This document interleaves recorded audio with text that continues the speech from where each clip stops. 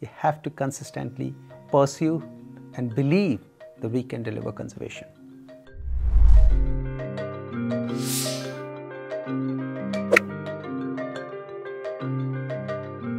Do you see this simple trap? This is the most destructive piece of weapon for killing wildlife. There are 12 million of these traps across national parks in Cambodia, Laos and Vietnam. These traps are like landmines, wiping out our wildlife population. It is really important that we support indigenous communities, local communities and rangers to remove these snares.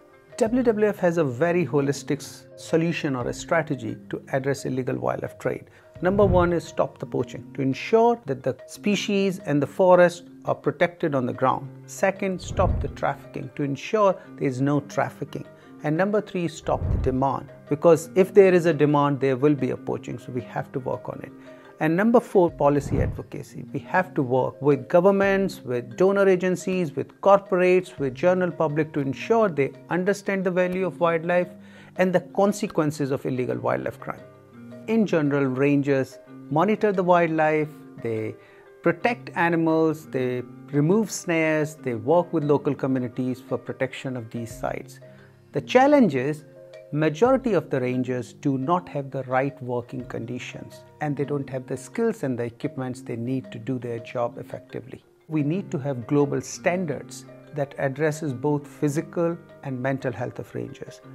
Rangers' role is not only to protect animals but also to protect the human rights and safeguard indigenous people and local communities. So we have been working closely with UN Office of Human Rights to develop the first ever global code of conduct for rangers to ensure that rangers follow the global standards and rangers are trained on implementing the human rights-based approach. Everybody cannot be a conservationist or doesn't need to be a conservationist. It's about being responsible and being aware of nature. And if we can plant that seed in our future generation, that's most critical.